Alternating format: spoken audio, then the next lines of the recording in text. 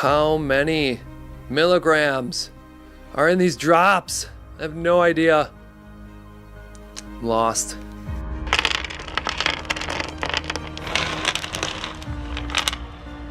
Hi, my name's Dane. I'm a pharmacist here at MD Custom Rx Pharmacy. Today we're going to discuss methylene blue dosing, particularly in let's say a 1% solution.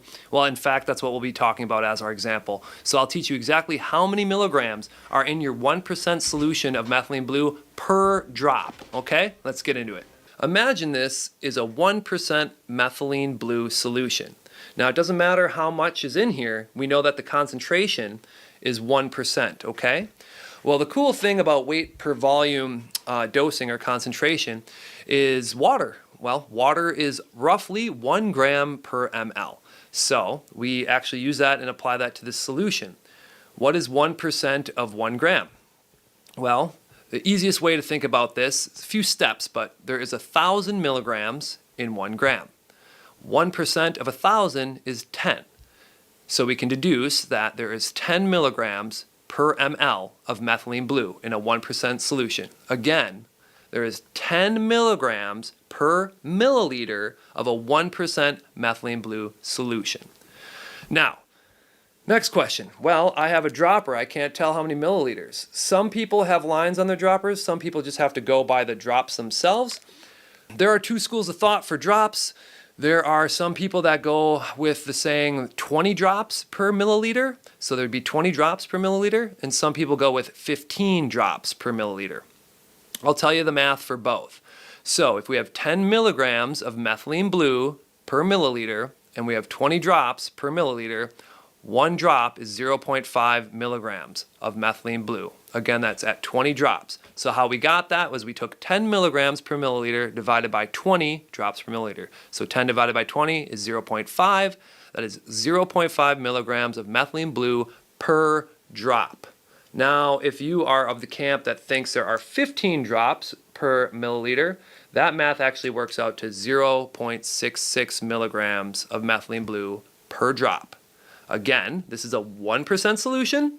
You are between 0.5 milligrams of methylene blue to 0.66 milligrams of methylene blue per drop of your 1% solution.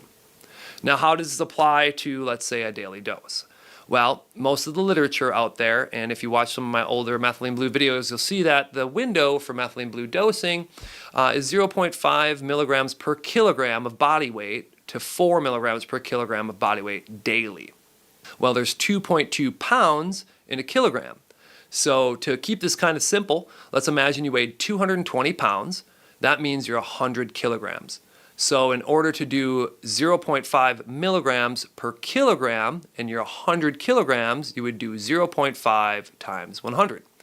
That's going to give you 50 milligrams. So if we know that 1 drop of our 1% solution is 0.5 to 0.66 milligrams per drop, and I need 50 milligrams per day, you have to do 50 milligrams divided by each half milligram drop. That gives you 100 drops.